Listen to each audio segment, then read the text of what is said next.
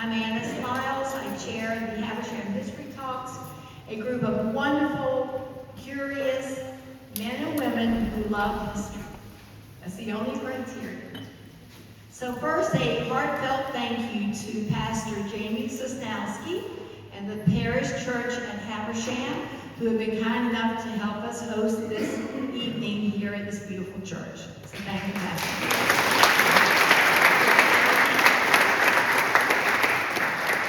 And a big thanks to the members of the Habersham History Talks group, and I would like to say we could not do it without every one of you.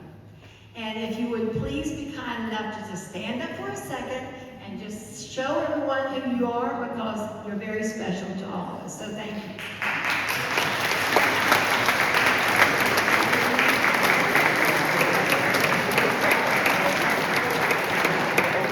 And I always like to make this plug. If you are interested in joining, we would love to have you. The only criteria is that you have to love history. So if you're interested, either come see me or one of the folks out in the crowd. We would love for you to join us. Now, just a few housekeeping comments. First, the restrooms. We've got one in the back, and we've got one through these doors over here. Actually, more than one, 2 or 3 over here. So please make yourself at home wherever you need to go. Please make sure you turn off your cell phone. The event will be recorded. Thank you, Sam. And it will be a link to all the Habersham residents. Please hold all questions till the end, and our member, Dorothy Picard, is going to be asking TENDAJI some of the questions as well. And our event will end promptly at 6:30. So now, may I introduce our History Talks member, one of my buddies, Cabell Gorman, who moved with her husband, Greg, from Richmond, Virginia, about 6 years ago to Habersham. She is truly an accomplished artist and formerly a gallery owner in Richmond. Cabell will now introduce our very special speaker. Thank you.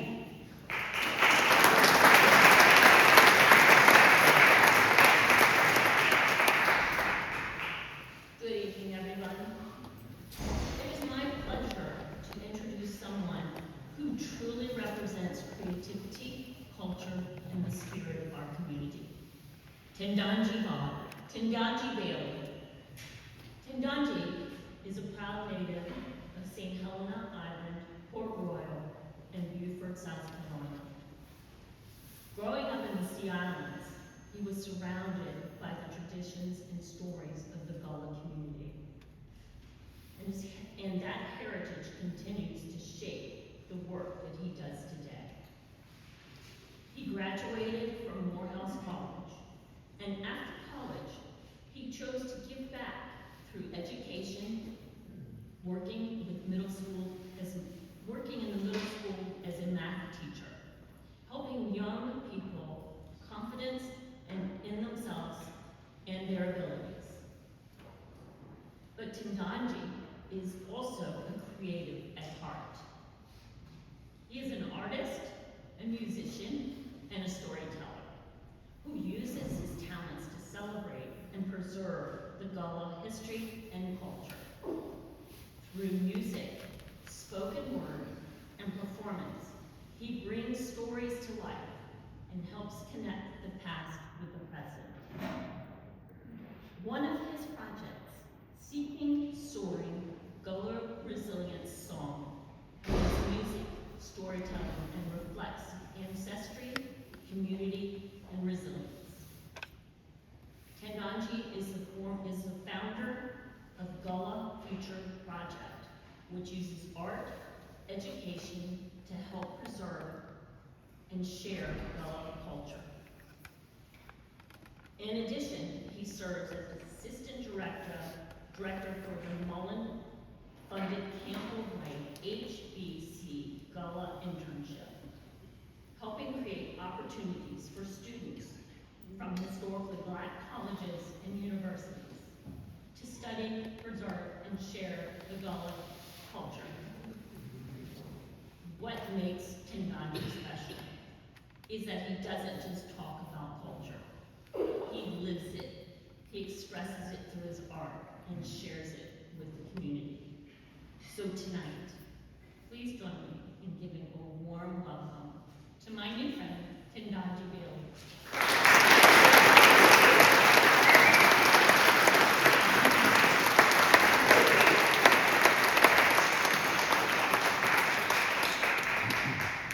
Let's go down to the water.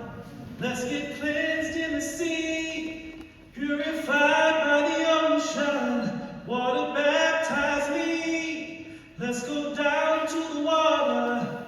Let's get cleansed in the sea. Purified by the ocean. Water baptize me. How the water keep I don't know. Going on this journey to learn for sure. How the water keep I don't know. Going on this journey to learn for sure. Hello, everyone.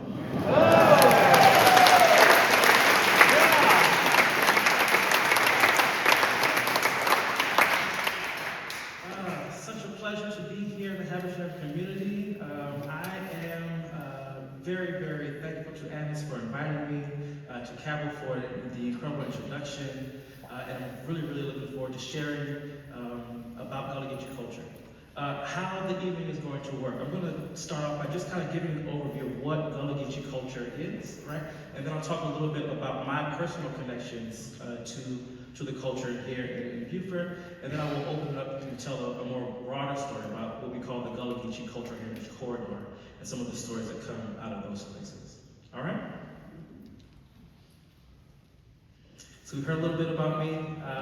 7th generation Gullah Geechee descendant from Beaufort County, I like to say, because I have ancestors who are from St. Helena, and from Walsall Island, and from Ladies Island, and from Beaufort, and from Hilton Head. And so it's difficult to pinpoint one specific location, but I spent the majority of my time growing up actually in Beaufort. And so I'll talk a little bit more about my connections to that space. As Cabell mentioned, I was a math teacher. I graduated from high school from Beaufort High in 2007. Moved to Atlanta where I was at Morehouse College and got my degree in mathematics. And then I became a teacher to these incredible young people.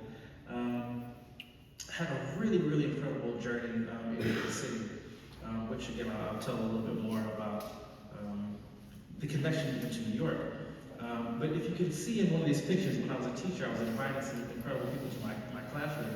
And one of those people was Miss Natalie Days, who was most known to be an artist and a storyteller. She was one of the characters on this incredible TV show that I used to watch when I was a kid called Gullah Island. And so I could turn on the TV when I was 7, 8 years old, whether I was here in Beaufort or away with my father while he was taking me on tours across the country. He was a truck driver.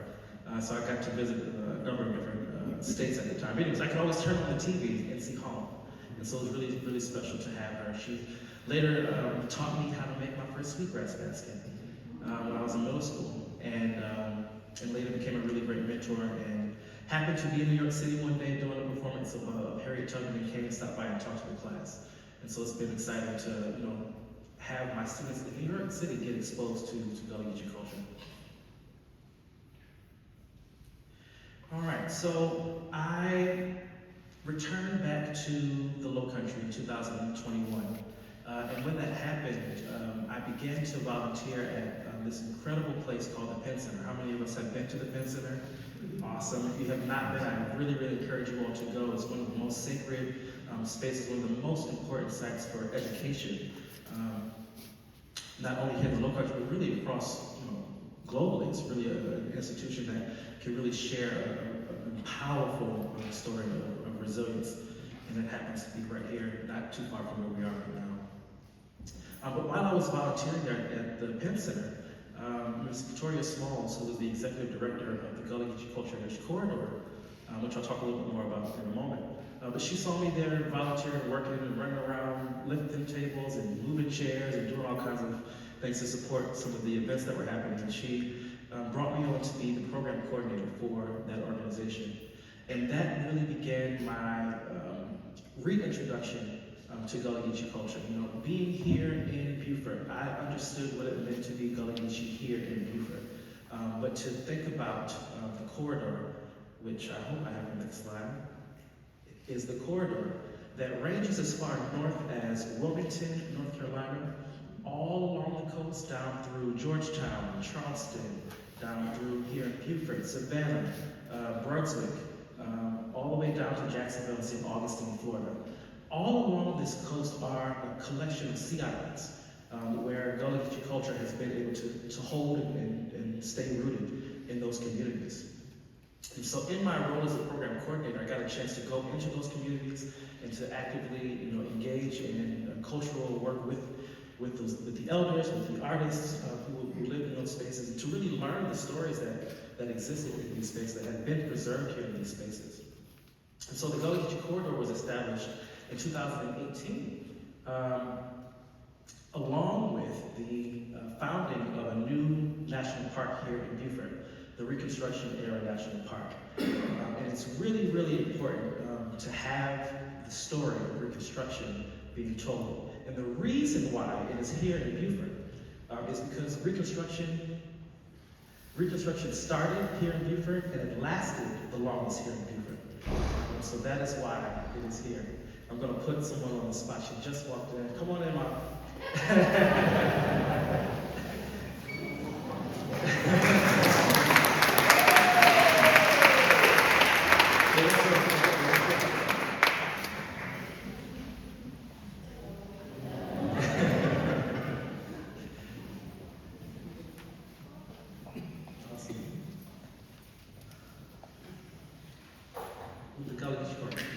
Reconstruction, there we are. My mom has been an amazing, amazing woman in my life, and I want to thank you for being here as well. But I will jump back into the presentation, if that's all right. Okay, so Reconstruction, you can't tell the story of Reconstruction without talking about Gullah Geechee culture and people. Because without Gullah Geechee people, there would be no Reconstruction. And I can go on to tell the story. Not too far from here is the Broad River, and beyond that is the Port Royal Sound. 1861 is when the Union came into the Port Royal Sound. We call it the Battle of Port Royal. And that battle changed everything about the balance of the war.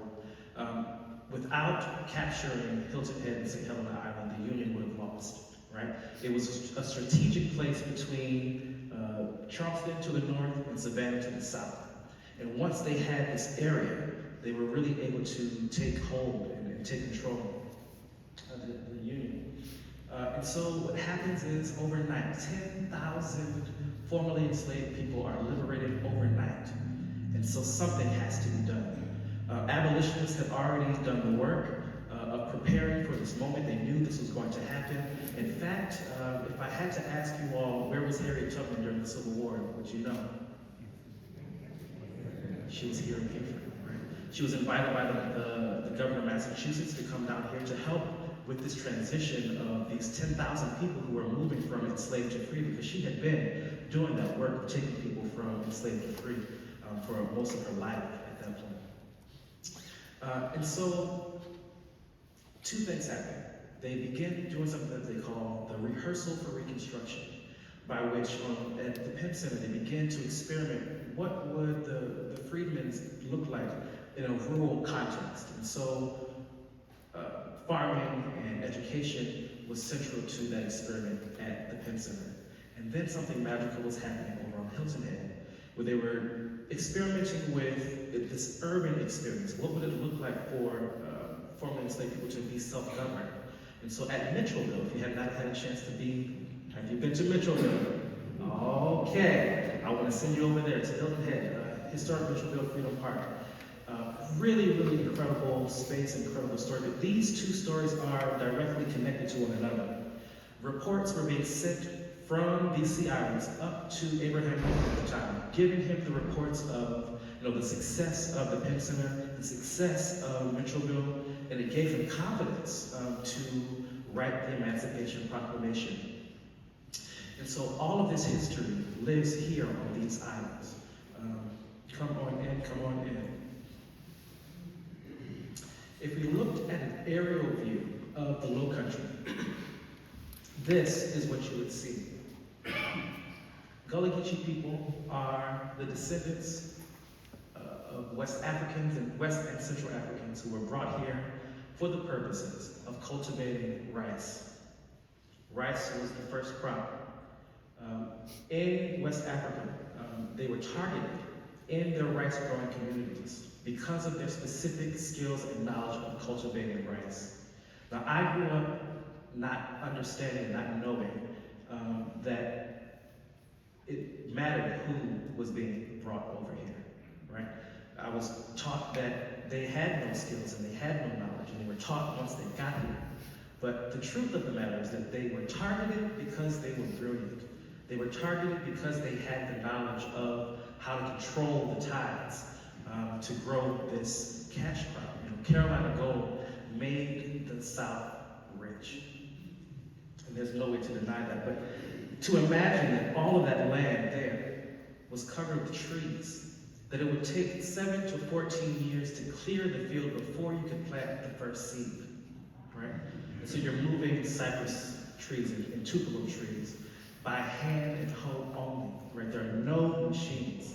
And so we imagine the amount of labor that it would have taken to clear these spaces for them to be farmed. And again, that's happening from Wilmington to Jacksonville.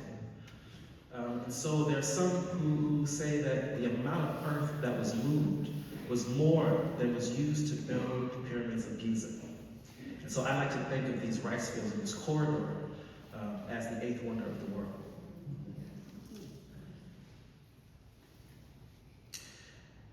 On the Sea Islands, Gullah Geechee people were able to hold on to a number of things, including the language and why. The enslaved experience was not monolithic at all. Here in the Low Country, they used something called the task system.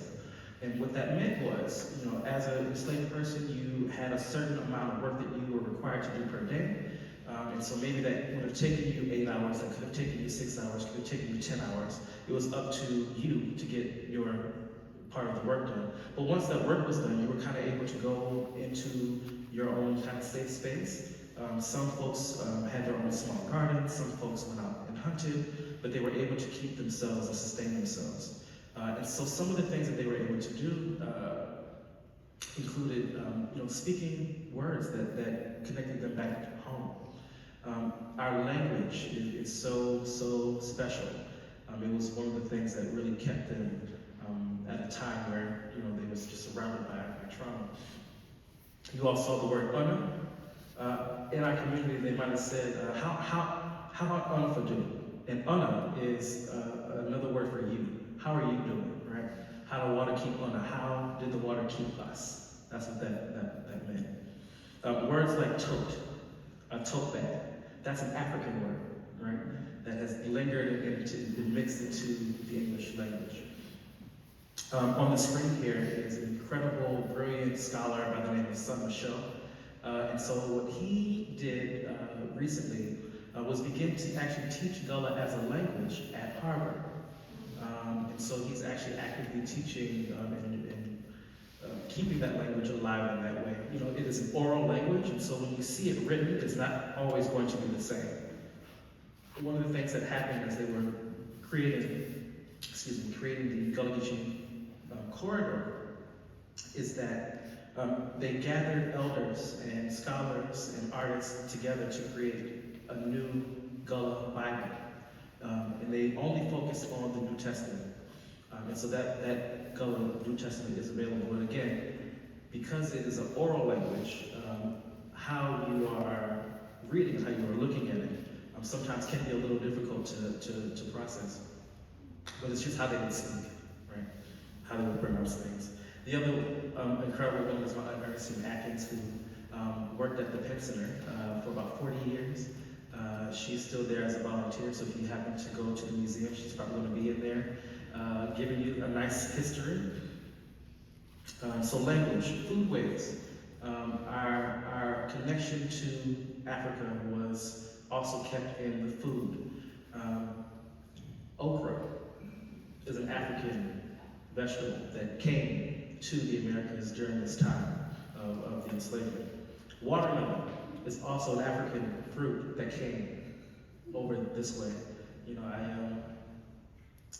last summer had a fellowship and went to Brazil and got a chance to learn about the enslaved experience in Brazil.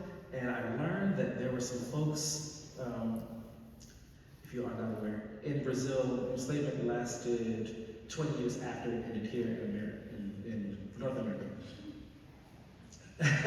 And so there were some Confederate generals who, still owned people and property here, were invited to move those folks down to Brazil to continue with their plantations. And with that, I found in the archives in Brazil that seeds from Georgia and the Carolinas, the watermelon, were introduced to Brazil. And so we are responsible for bringing watermelon all the way down to Brazil, which I thought was a really, really fun fact. But as Gullah Geechee people, we live on the water, we live by the water, fishing, crabbing, oysters, those are the things that, we actively eat, and, oyster roast, I'm sure, happen here, hopefully, yeah? We all enjoy that, right? But those are culturally things that we do within our communities. The arts, sweetgrass baskets, in fact, have one here. Sweetgrass baskets, which we've seen. While these are very, very beautiful, and this basket, which I think might be considered small, the artist sold this for $500, right? It is important to know that these baskets were actually tools for rice cultivation. One of the most functional baskets that they used was something called a rice fanner basket. And the purpose of this fanner basket is like a large, round, flat plate. And they would crush the rice that was in a husk.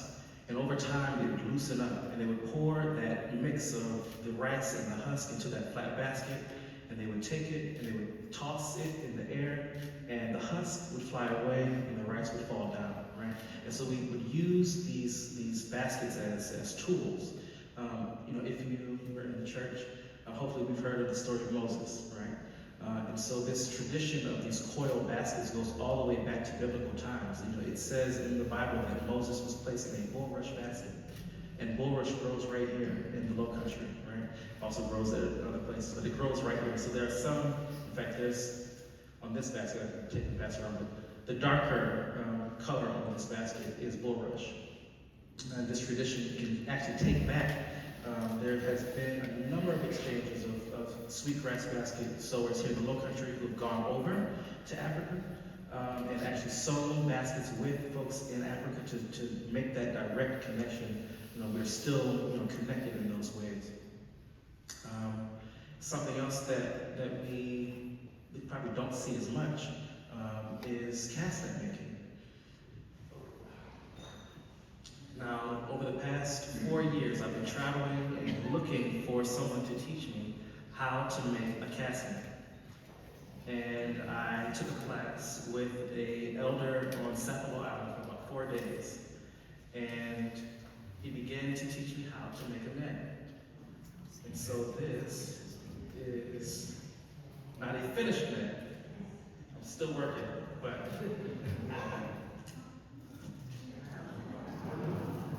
this is the net that I'm working on right now. I'm hoping that it can get to at least 10 feet, because I really just want to use a bar. It will not be casting used to catch anything. But this is my first net, and I'm almost at the goal length.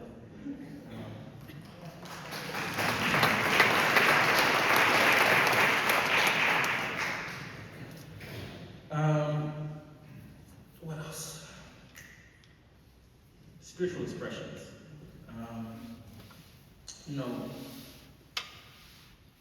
After the work was done, before church buildings were established, folks who were enslaved would sneak off into the woods at night in places that they called hush harbors.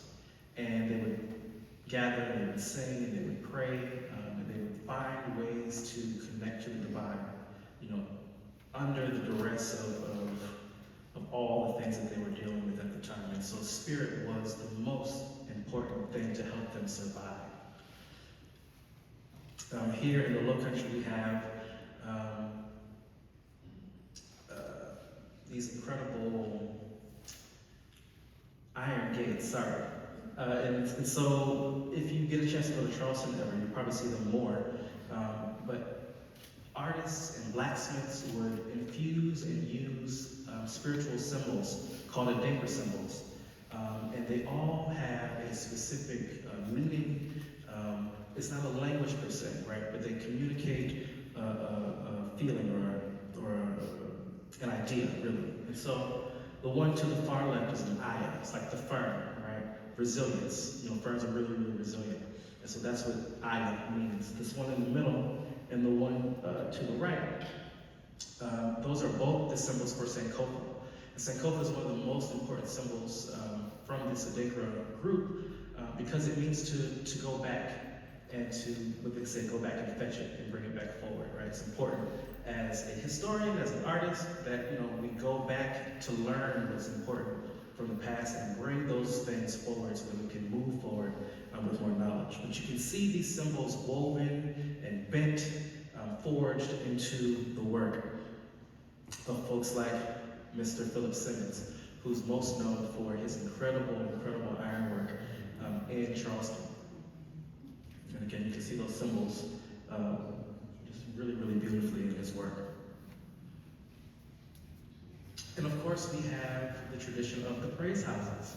You know, praise houses existed on plantations. They were small, one-room buildings, sometimes used for spiritual spaces, but also sometimes used for education. And so there are only about 5 intact praise houses still here in the Low Country. So if you've not had a chance to just, you know, step into those spaces, when I step in there, I can feel the heat and the energy of everyone who had been in there in the past. And so, you know, these were really important places of transition. What we often don't talk about is that about 40% of the formerly enslaved folks who were brought into this country practiced Islam. They were Muslim. And they continued to practice even through emancipation. The praise house served as this transitionary space for folks to gather and to move from being Islamic into being Christian. We have a practice, which Campbell mentioned, a project that I have called Seeking Soaring. And I learned about this term, seeking, and it emerged out of this praise house experience. You know, as young people, they were about 11, 12, 13 years old, and it was a rite of passage process by which they would be led into the woods at night, night after night, for an hour at a time, for up to 6 weeks. And something magical was supposed to happen to this child, by which, as they are doing this night after night, they would have dreams, and they would have to tell the dreams that they were having to an elder who was there in the community, who was kind of guiding them through this experience. And at some point, that child's dream and the dream of someone else in the community was supposed to match. And at that point, that child and that other community member would be paired as mentee and mentor, and as spiritual, like godfather, godmother. And it would culminate in a baptism. And at that point, the child would move from the praise house into the big church. And so that's kind of how the praise house really served our community. Now, I did not go seeking. That practice stopped before, around the 80s actually. You know, there were a lot of, I think the Atlanta child murders were happening, and something really tragic happened here, specifically in Beaufort. And so folks stopped with that particular practice because of safety. But I've always had a connection to nature, which I'll get back to a little bit later. But one of the other powerful things that happens at the praise house, you know, we talked about the Battle of Port Royal, we talked about the Emancipation Proclamation, but the night before the Emancipation Proclamation, our communities gathered at these praise houses. And for the first time, December 31st, 1862, they are gathered at midnight. And they begin to do this practice that continues up until today. All the lights in the building would be turned off. All of the parishioners would be asked to go on their knees and begin to pray. There would be 4 deacons at the corners of the room, and they would begin a call and response. Watchman, watchman, what time is it? And they would respond. Someone would tell them, it's 1 minute until midnight. And they would do this call and response. Watchman, watchman, what time is it? Until it was midnight.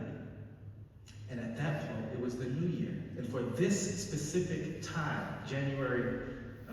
December 31st, at midnight, it's going to be January 1st. And they knew a few hours later they were going to gather at Camp Saxton to hear the reading of the Emancipation Proclamation for the very first time.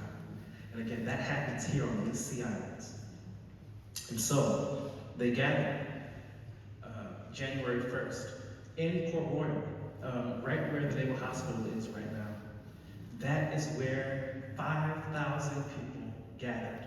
They came from, as far north as Edisto Island and Savannah on boats, because at the time, when we think about, no one was driving. There's no horse and buggy, right? So there's all these small boats in the river, and they are coming one by one onto this property. And there's an elder woman, after they begin to read the Emancipation Proclamation, and she begins to sing, "My country 'tis of thee, sweet land of liberty." And to imagine someone who had spent most of her life as an enslaved person, now, stepping into being a citizen of this country, right? They believed so much in democracy. They believed so much in the power of what, our ideals are, freedom and liberty and justice for all. And they believed that at that moment, that's what they were going to have. And for a while they did. This place and this story is very, very special to me and my family because my mom's father, his name is Sam Smith, hails from the old Fort Plantation. They also call it the Jonah Smith Plantation. And so this is the place that my ancestors laid over. And so it's also less than a quarter of a mile from where I was raised, and had no idea that this story existed. Had no idea that any of this history just laid right there. And so, if you have seen this image, you'll probably see this image. Anytime you go to a museum that talks about Reconstruction, you will see an image of this family. They call it the 5 generations picture. And in it, this Jonah Smith Plantation is one of the most photographed plantations of its era. There were 2 photographers that come down during that time period, shortly after the Big Gun Shoot, as they call the Battle of Port Royal, to capture the lives of these people who were there on Camp Saxton. And they actually say that Camp Saxton is really the beginning of what we call Gullah Geechee culture, because for the first time, you have enslaved people from various islands all in one place. And they begin to see distinctions between how they're talking to each other. So anthropologists kind of note that as the birth of Gullah Geechee culture, is the merging of these communities into this one space. It's also another picture from that plantation as well. What's really fun about this specific photographer, the reason why it's doubled, they were using some fun technology at the time. There's these special glasses, if you get a chance to go to the Reconstruction Era National Park, they have an example of this, but you can actually see in 3D these images because of how they were photographed. Which I thought was really cool for the times, something really special. And so here's my family. On my mother's father's side, again, we hail from Port Royal, and then on my mother's side, my grandmother's side, we are from Ladies Island, from St. Helena and Walsall Island. My great-grandfather on my grandmother's side, Atkins, he was a fisherman. And in 1957, he opened up a bait shop. And in fact, it wasn't even a shop, it was just what they call a little shrimp hole. He would go out at night and catch the shrimp and bring it back and dump it into this hole, and he would sell the shrimp out of the hole. So our family affectionately calls it the hole for that reason. But it is now the Atkins Lab Bake Shop. And so my uncle, Ed Atkins, is actively still going out at 2 and 3 in the morning to harvest shrimp, and he brings it back and sells it to folks who go out to shrimp.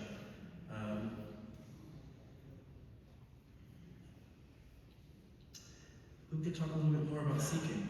You know, the first time I came into knowing seeking, I went to a place called Mepkin Abbey. And Mepkin Abbey is in the Monk's Corner community, which is not too far outside of Charleston. And this is a monk's monastery and a beautiful, beautiful garden. But of course, it was once a former plantation. And they give you the opportunity to watch the monks pray. And Jonathan Green, who's an incredible, incredible artist, was commissioned to create this piece here called Seeking. I had never heard of seeking until I saw that image. But this is the image of a young person seeking toward the far back, and at the front, that's someone who's watching him. So you would never go seeking alone, just for its safety. But for the first time, I'd seen a Jonathan Green piece, one in person. But most of his paintings are like really bright and you know, joyous. But this was the first time I'd seen something of his that was just darker and just moody, and the layers. There's so many strokes of paint in this in the tree alone. It just really, really made me fascinated with this experience. And so I received a grant from the South Carolina Arts Commission after I applied in 2023, and it gave me the opportunity for the first time as an artist to, write and record my own music. And I called that project Seeking, Soaring, Gullah Resilient Songs. The first song that you all heard me sing, The Water, it is a song that tells the story of Gullah Geechee people's connections to the water, the trauma of the experience coming from West Africa through the Atlantic, to the East Coast. Water.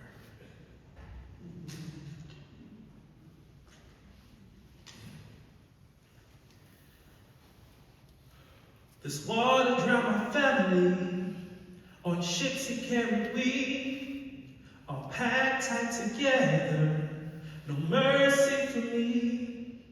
New shores away from home, new people we will be. This water tells my story, it holds my history. Let's pour some champagne in the ocean and celebrate 'cause we're free. No more pain to bear, liberation for we. Let's pour some champagne in the ocean, celebrate 'cause we're free. No more pain to bear, liberation for we. So that verse talks about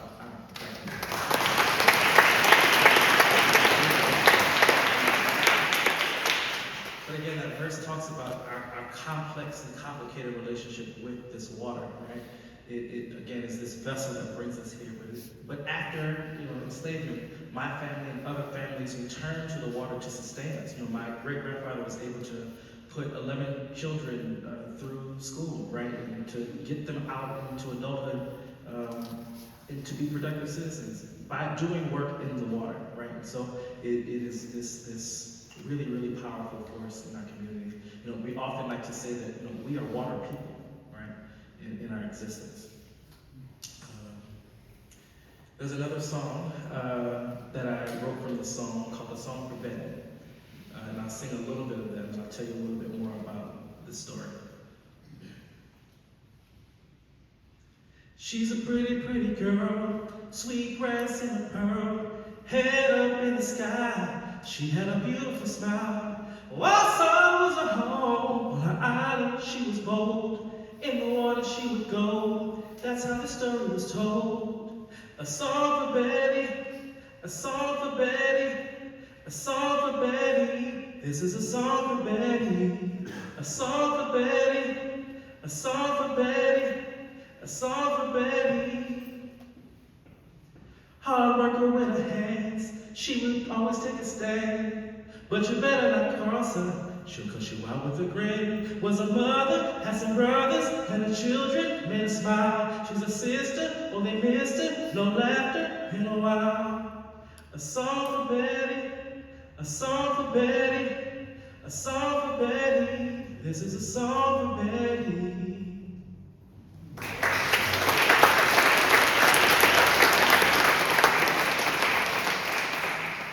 So hold on tight, because it's a hard story to hear and an even harder story to tell. When I wrote this song, there was a Betty in mind. But the song itself was really a celebration of all women who had been overlooked for just, being everyday women, women who go to work and come home and take care of their families. I wanted to write a song to celebrate them, but I also wanted to celebrate the life of Betty Gardner. And so Betty Gardner was born and raised here in the Eustis community in Lake Zambia, and she loved to do work in the water. She loved to harvest oysters and go shrimping with her father, and she would go down to the market and help him out. And in 1978, she was about 33 years old, and at that point she had 2 children. And she was walking down the road and had been approached by 2 men, 2 young girls who had been in a truck. And they were foreigners from out of town, from the north, who had come down to the low country to have a vacation. And they had gotten lost and asked her for directions.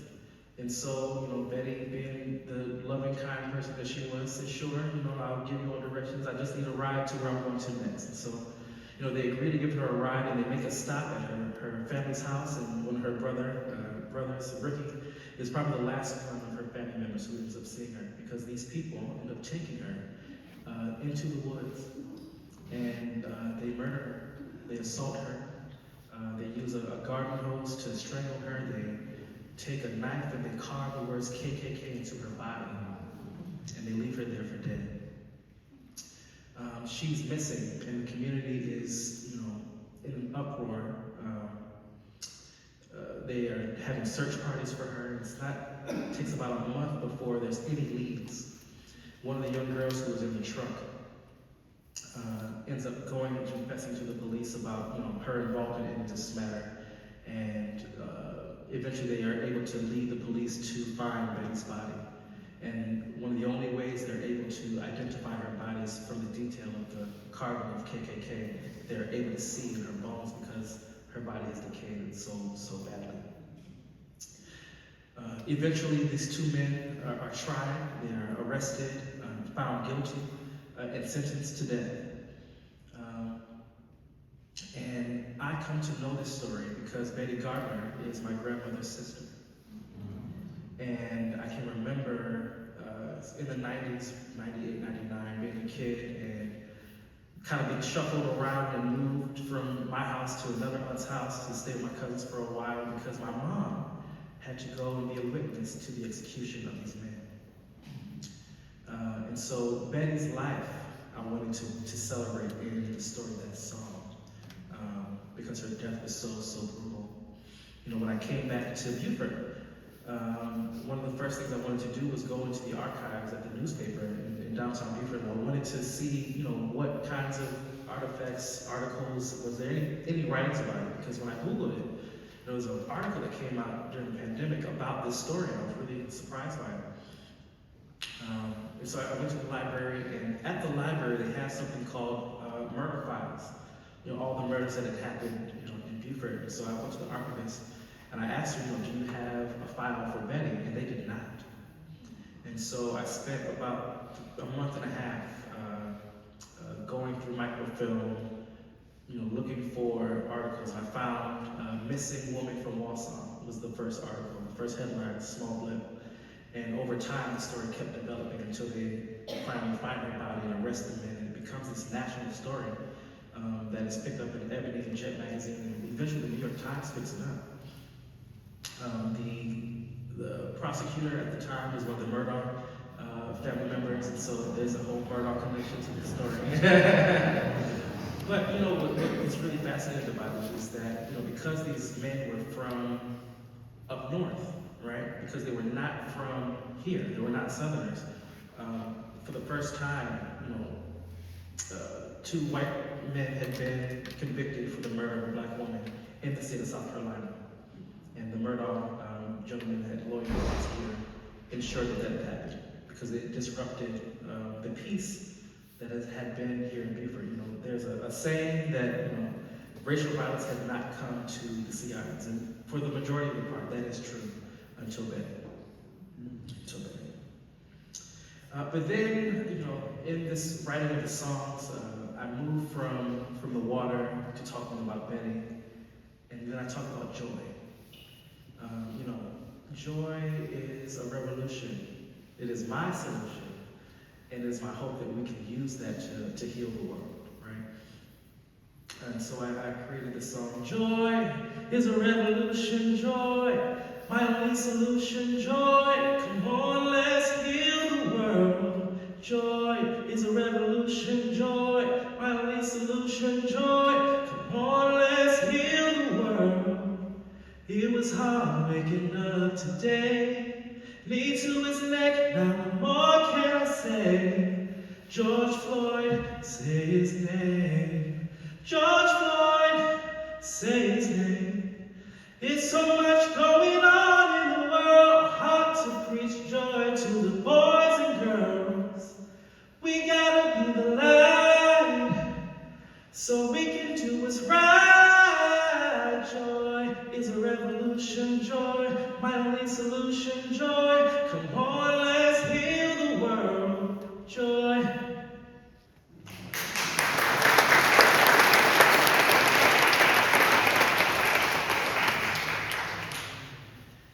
And so we move through joy, right? Because that is how we move through the times that we are currently living in. There can be wars raging all around us, but it is our personal job to keep ourselves sane. You have to do whatever you need to do that.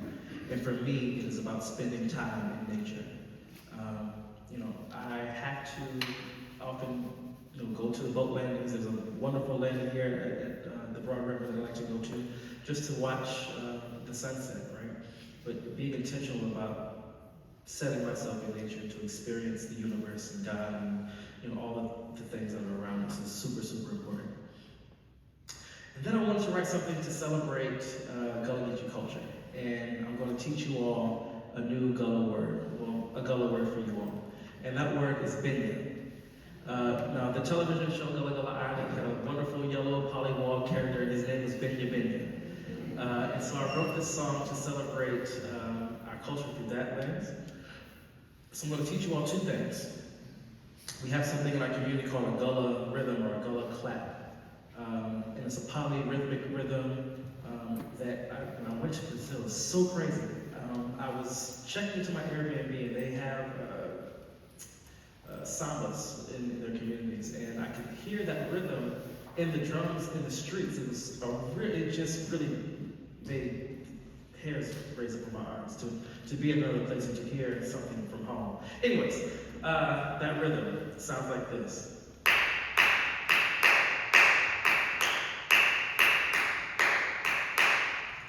I'm going to see if you all can join me with that. All right, let's see if you can try it. Come in when you can.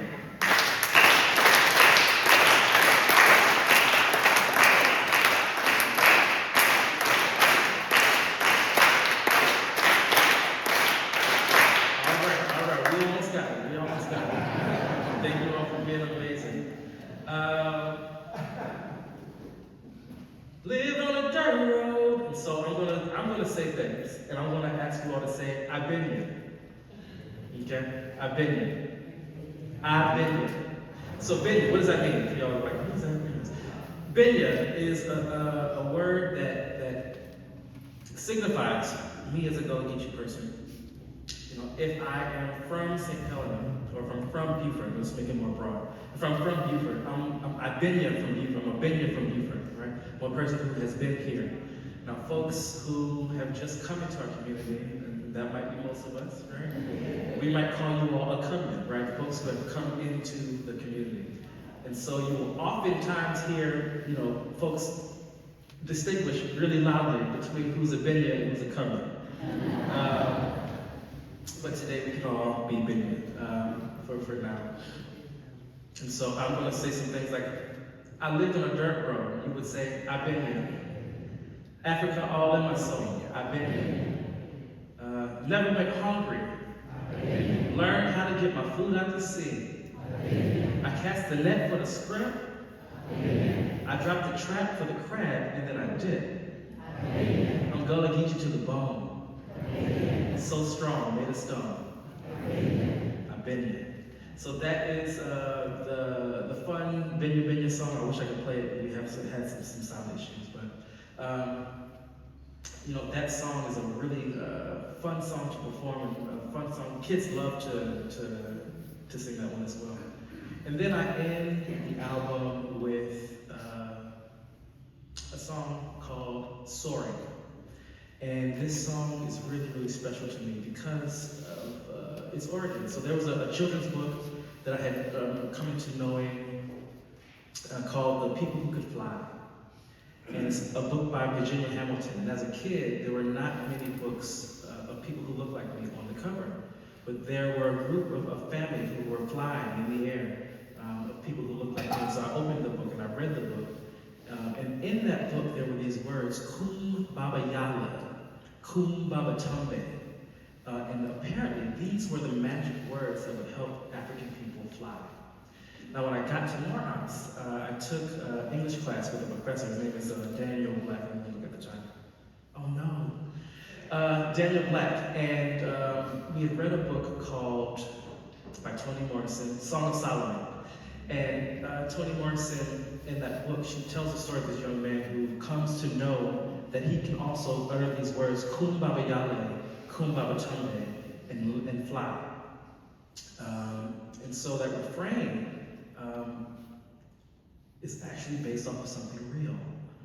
Toni Morrison used some archival work from folks who had come into the Low Country, and they went and did oral interviews with folks who had been enslaved. And one of the questions that they would always ask the folks in the community was, have you seen someone who could fly?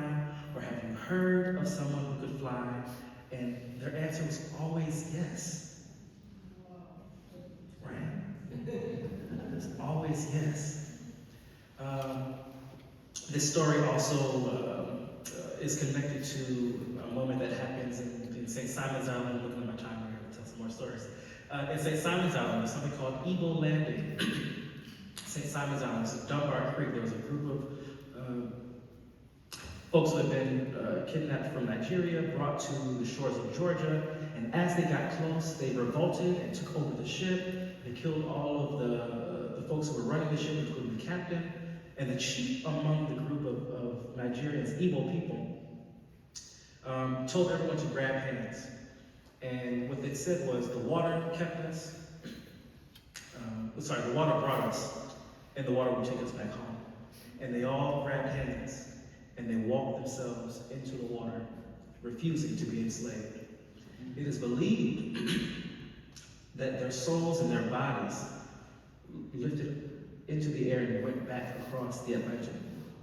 Many of their bodies were never recovered, which is why this legend still exists in that community in St. Simon's Island, Georgia. You might also be familiar with Come By Here, or Kumbaya, excuse me, Kumbaya. That song, Kumbaya, my Lord, Kumbaya, my Lord, yes. Kumbaya, my Lord,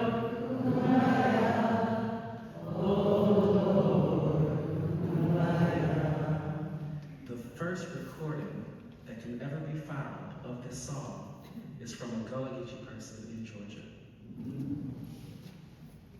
All right, kum, this African words, this songs that have been ingrained in American culture in such a deep, deep way, you know, lives within the Gullah Geechee people. Lift your wings and fly. Lift your wings and fly.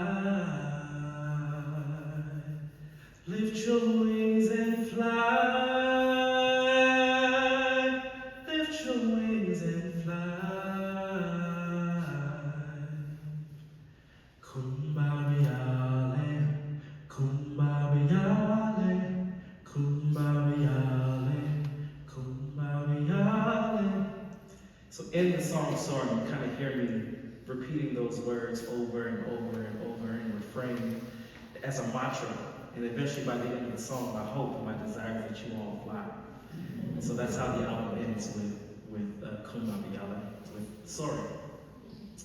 And so that is Seeking Soaring. That's the project that I have. It's available on all streaming platforms and YouTube. It's just a little difficult to find it because why did I do that to myself?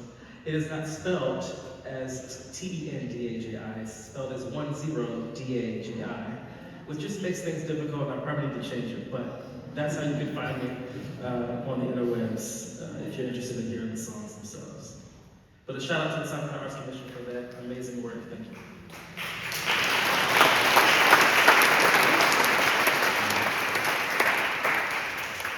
And this is a painting of the Igbo landing experience that I had just talked about, and that's actually a picture of Dunbar Creek. I've had an opportunity to visit this space alone and with students, and it's a really, really, really, powerful space to just kind of sit in and to remember. All right, so I am going to try to rush through.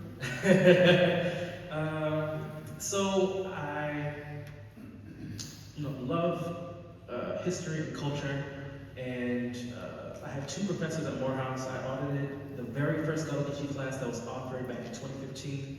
Dr. Corey Claiborne and Dr. Sam Livingston taught this class at Morehouse. And when I came back to the Low Country, they saw that I was working for the Gullah Geechee Corridor, happened to run into them at an event, and they had gotten a $1.5 million grant from the Mellon Foundation to do a project called the Movement, Memory, and Justice Project.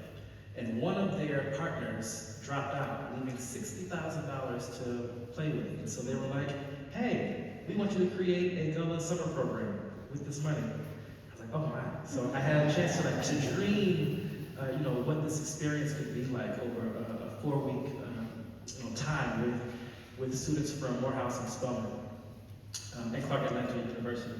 And so the very first trip was our MMJ summer trip. But at that same time, I've been asked to arrange a summer or week-long trip for 200 high school students at the same time. Why did I do that to myself? And then, and then at the end of the summer, we had professors come and do a retreat. This pilot program has now turned into its own fully fledged program that we now call, hopefully it's the next slide, yay, the Campbell Wright Internship. Campbell Wright Internship. It's an HBCU Gullah Geechee internship program named after Miss Josephine Wright, who was the 93-year-old woman from Hilton Head who has owned property and land since Reconstruction, and developers were creating some problems and challenges for her. A number of celebrities stepped in to donate to help support her and her family, including Tyler Perry and Kyrie Irving, Snoop Dogg. And unfortunately she passed away, but we did get a chance to meet with her and to ask her what are the kinds of things that she would want us to help support. So we are still actively working with her family to help uplift her story and her name and the fight for land and justice. And of course, Gullah Geechee culture would not be mainstream without Dr. Emery Shaw Campbell. He was the executive director of the Penn Center for over 27 years. I make him responsible for taking us into the mainstream. He helped the elders in our community, release the idea that being called Gullah Geechee was a derogatory term. A lot of them grew up not wanting to be called or labeled Gullah Geechee. It was almost synonymous with being called the N-word to them. And oftentimes it would be other African Americans calling them Gullah and Geechee as a way to differentiate their experience being here in this country. But Dr. Campbell did an amazing job to connect Gullah culture specifically over to Sierra Leone. He arranged the first trip. He took folks from the Gullah Sea Islands over to Sierra Leone, and then folks from Sierra Leone came to the Penn Center and had this incredible exchange that still exists today. And so we named the program after this too. These are some of the images from our experience. I'm going to hone in on a couple. the top is Mr. Timmons, and at the bottom is a wonderful, wonderful young lady, Connect King, who was a student at Spelman at the time, a graduate actually, and she's now working for a law firm, which is really exciting. But Harris Neck, Georgia, was one of the places that, of course I didn't grow up knowing about, but Connect's family was directly connected to him. And so she was kind of our leader in telling the story. But in the same way that the Naval Hospital was built by eminent domain, my Smith side family was forced to move off of that property to build the Naval Hospital back in the 40s. Connect's family and 75 other families were moved off of property in the 1940s because of the World War II. There was a German U-boat that popped up on the shores of Georgia, and they needed to build an airfield. And they selected that community and forced them to move. And overnight, of course, people either didn't get notices or were unable to read the notices, but they were forced to grab whatever they could in their hands overnight and just walk away from everything they had built in their community. And they had been fighting to get their land back since then. It is now a part of the National Wildlife Refuge, which makes things even more complicated because now it's federally owned and operated land. For a really long time, they were even unable to get to the burial grounds on the property. Some of the family members had to chain themselves to the gates in protest. But in this community, like my family, we are fishermen, and so the Harris Neck oysters and shrimp, they have in Harris Neck. It's a really, really incredible story that they're able to still harvest oysters on the same marshes that they've been harvesting since the 1860s, right? It's really, really incredible for them to do that. But this is a picture of us also in Igbo land, which I talked about earlier. And then we ended up going up to Wilmington, North Carolina, which is this image here on the right. That's the farthest north that we went. Wilmington, North Carolina, is oftentimes discounted or not talked about as being included in the corridors. People don't think about Gullah Geechee culture being in North Carolina, but the Cape Fear River was a great source to help create rice fields in North Carolina. And so there are, Michael Jordan's from Wilmington, so we like to claim him to be Gullah Geechee as well. But they had a really terrible insurrection that shifted the politics in that community years ago, and so that's us at the memorial for that insurrection. And then we went down to American Beach. We kind of went on a Black Beach tour, essentially. We went to American Beach and Atlantic Beach. Dr. Janella B. Cole, who is pictured there in the middle, is an incredible pioneer. She hails from American Beach. She became the first Black woman president of Spelman College, and was able to meet us there and to tell us the story of our community. And so what we do in our program is we try to connect directly with descendants in the spaces to engage directly with them, because they are the ones who hold the knowledge, and they can tell us what they want us to tell the world. And so, our first official year as the Campbell Wright internship started last year. We have year 2, we'll be starting in May.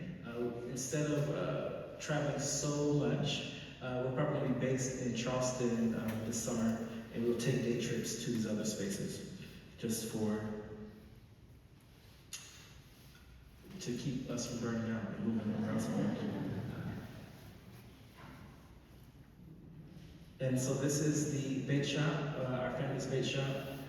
If you ever get a chance to, or if you're ever looking to go fishing and you need some shrimp, this is the place to stop by. There's a number to call. We are not always in there, but there's a number to call. We can meet you there if you need your shrimp. My Uncle Ed Atkins, we call him Uncle E-Man.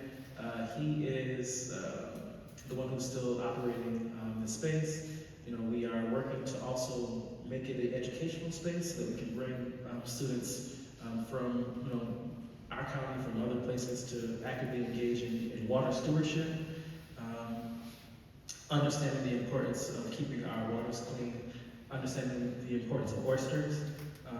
How many of us actually know what an oyster does, right? Oysters are filter feeders. They help filter and keep our waters clean. One oyster can filter about 50 gallons of water in a day. And so they are so, so important, not only for that, but they help to stop erosion.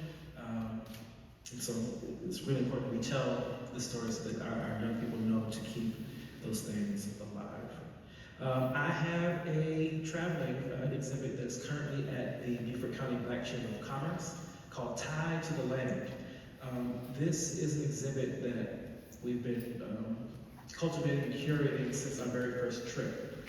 That first trip allowed us to unearth these stories of our history, but also to identify, along the corridor where folks were having challenges with land justice. And so we told the story of what was happening here with Pine Island in St. Helena. We connected that to what was happening in Harrison that I talked about. In the Myrtle Beach area, there's a 4-block community called Atlantic Beach. It is a historically black community, still majority black-owned, black area. It is the only stretch of what they call, the Grand Strand, there it is. The only strip of the Grand Strand where there are no high-rises on the dunes. And so it's a very, very, very special place. And my mom joined me about 2-3 weekends ago to help restore the dunes in Atlantic Beach and to make sure that they do what they're supposed to do, which is protect the homes and protect the community there in Atlantic Beach. But we tell the stories of what was happening around the corridor. I've also had some beautiful commissioned pieces, including a quilt that tells the story of Harriet Tubman and her time being here in Beaufort County and her incredible raid on the Columbia River. So come and check us out. We'll be there until the end of April. In that project, we got a grant from the Beaufort County Black Chamber of Commerce. They got a grant from the Mellon Foundation. We'll hear Mellon a lot because they've been doing a lot of great giving to organizations. But I got a sub-grant to also create an apprenticeship. And so there's some young folks who are interested in doing work in the water. And so we wanted to help support that as well. We hosted a community land trust workshop recently to learn what our options are as folks who are dealing with what we call heirs property. Heirs property happened because folks back in the 1860s did not have wills and lawyers at the time to, ensure that things were passed in a way that, would be efficient. And so what has happened is that, I'm an heir of a 5-acre property with about 200 other people. And so it just makes things really challenging to do anything with, because everyone kind of has to agree. Or not, right? Someone can actually sell off their fraction, which can end up messing up things for everyone. And so our thought and our hope is that, options like putting our heirs property into a land trust or into a family trust can help to protect it into perpetuity. And so we're actively trying to educate Gullah communities about that as an option to consider for themselves. I've also done some work with Historic Mitchellville Freedom Park. They had a traveling exhibit called, it was a heritage section traveling exhibit.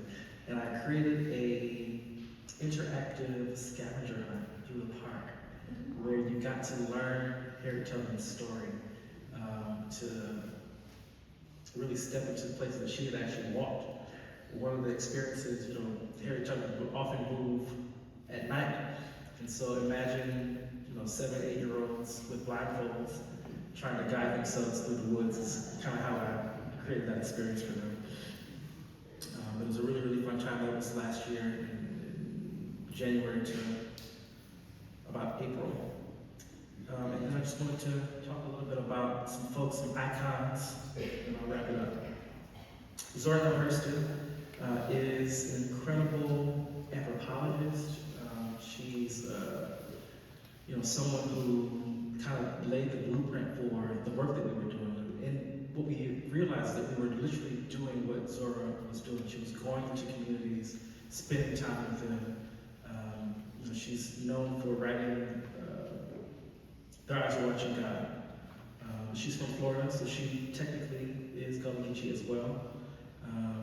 But she spent some time here in Beaufort and was able to document folks at the Grand Army Hall of the Republic, which is in downtown Beaufort. That building still exists. And so what we were able to do is take the footage that she recorded in the building and replay it in the building for the first time, which was a really, really special experience. And so those are the kinds of things that we're trying to do, trying to think about what has happened in the past and bring them into today. Of course, we'll talk about Harriet Tubman. Have we heard the Cumberland River? I should tell that story. I should tell that story. So Harriet Tubman, she's here in the Low Country. She's working as a spy. She opens a coffee and laundress, coffee house and laundress, tea house. And so women are able to come to her shop and wash their clothes, but also have a cup of tea and a piece of cake while they're doing it. Folks who are hearing about these sea islands here being free and liberated, they're coming from inland to the coast. And as they come in, they have to check in with Harriet. And so she gets the intel, and she takes the intel to the generals at the time. She's able to gather enough information to know that if they were able to get to the company, that they could really get a lot of people out. And so she convinces these generals to take some of the men who came with Robert Smalls, who I'll talk about in a moment. Robert Smalls and some other folks, anyways, he took the planter here, and there were a group of men who knew the waters really well. And so they took 3 steamboats from downtown Beaufort. Their first stop was at Pigeon Point Landing, where more folks gathered. They got uniformed, and they took those 3 steamboats up the Cumberland River, and they go to about 10 different plantations. The folks at the plantations had awareness that she was coming, so they were kind of waiting along the shores. Eventually, she's able to liberate and free over 750 people in one night. One night. And she brings them back to downtown Beaufort. They have to check in at Tabernacle Baptist Church. 100 of them end up going to Historic Mitchellville Park that I was talking about. And several of them stay at Camp Saxton, where the Naval Hospital is. But a really, really remarkable, feat. And what is she able to do at that point is, once she's impacting morale, she's able to, not only did she rescue the 750 people, but they light all 10 plantations on fire. And what is that going to do is stop the Confederates from being able to feed the soldiers, right? And so once that happens, then the Confederate soldiers are now hungry. It causes folks to, again, lower the morale. It really helps to win the war. So she's really, really impactful. In fact, a few years ago, Governor Westmore of Maryland wanted to make sure that more people knew her story and gave her Brigadier General designation. And so we now call Harriet Tubman General Harriet Tubman. Super important to know. And I mentioned Robert Smalls, 3 minutes. I mentioned Robert Smalls, I'll be quick, but he was born in Beaufort. It is believed that his mother bore the child of her own, which was Robert Smalls. He began to show signs of being rambunctious, and she got concerned and wanted him to be safe, and so she asked that he was sent to Charleston, where he spent the majority of his childhood, from 5 until he ended up coming back during this planter excursion that he had. He grows up being a person that's lighting lanterns in the streets at night. Eventually he works in the ports in Charleston. He learns the waterways really, really well. And as the Civil War starts in Charleston, he begins to devise a plan with him and the folks who also worked on this ship, the Planter, with him. This was a Confederate cargo ship. And he's able to let his family know where they're going to meet them at. It's a really, really coordinated effort. And not just his family, but all the family members of the other crewmen. and they're able to sail past 12 different checkpoints, and they turn over the ship to the Union. The Union is paying him $1,500 at that time, which is a really, really significant amount of money. Robert Smalls moves back to Beaufort, and he is able to become an elected official as a representative.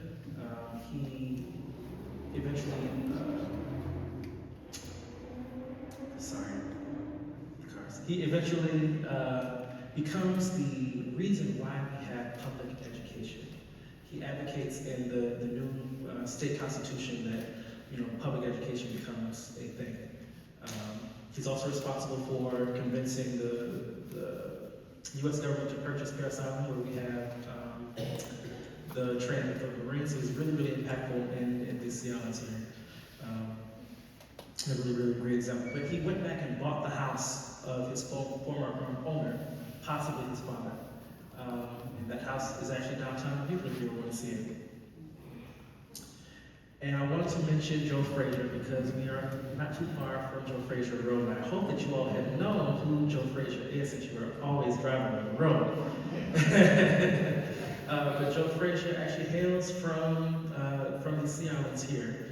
I believe his family is also from the Wausau Island, which is actually where my family is from, and so we claim him as family. But his family also moved here in the Burton area, and eventually he ended up becoming an incredible boxer. This is a fight with him and Muhammad Ali that happened at Morehouse. And so we are trying to actively work with Joe Frazier's family to tell that story. And I'm really interested in talking about Gullah Geechee culture and athletics. So I just think that that's really an interesting story to tell the kids to be able to connect to it. But he has a boxing gym that's in Philly and a statue in Philly as well. All right, and so these are just some of the folks that I work with, and I'm done.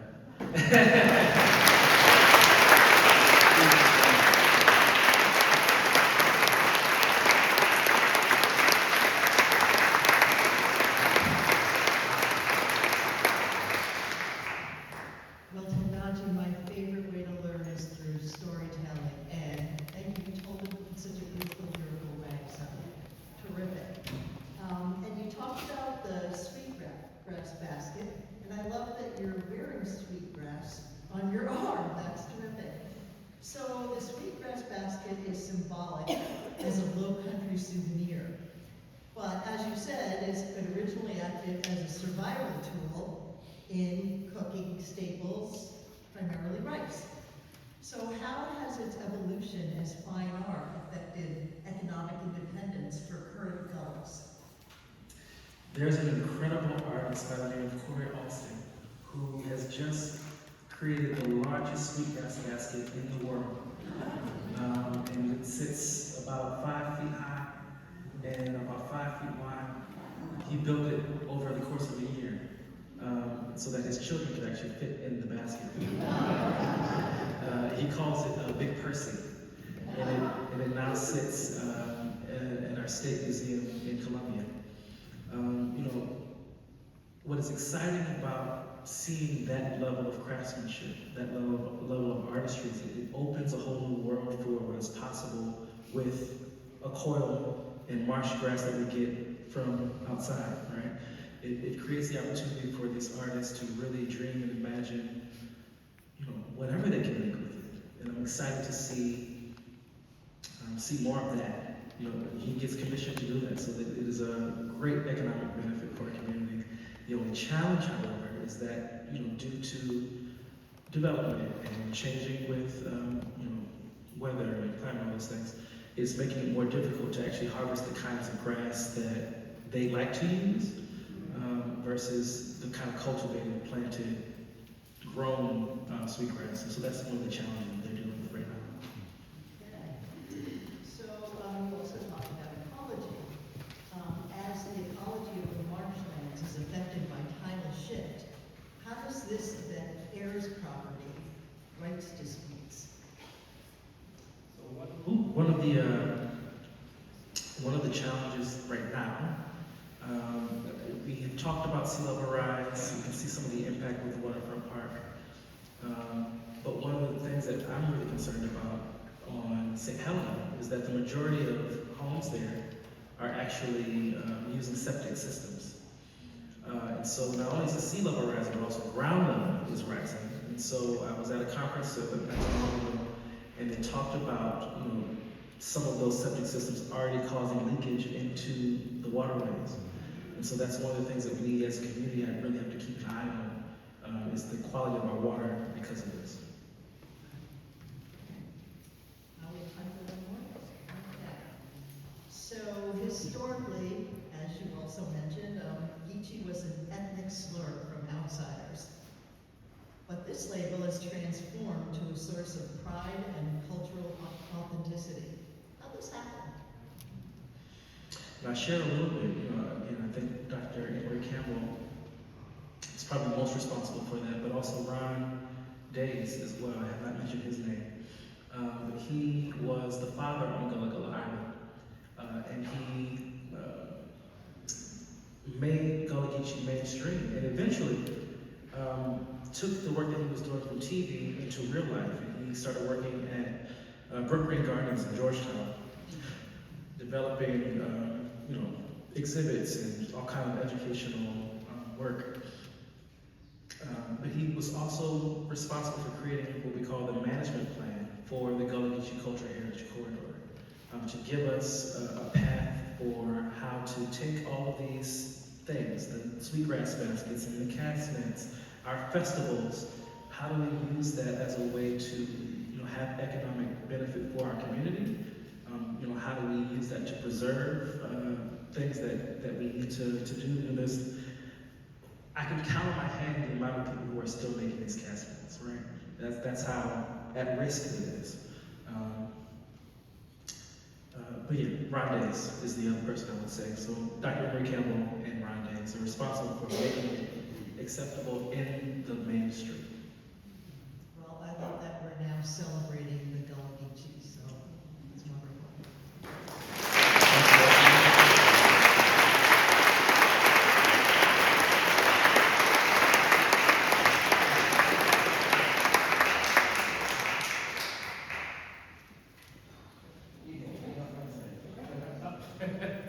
Correct me if I'm wrong.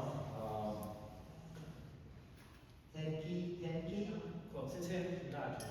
No, Tenki. Tanky, Yes. Yes. Basically, on behalf of the folks here tonight, we wanted to thank you, which is Tenki. Tanky. Or tank. Tank. I enjoyed this tonight. I don't know about anybody else.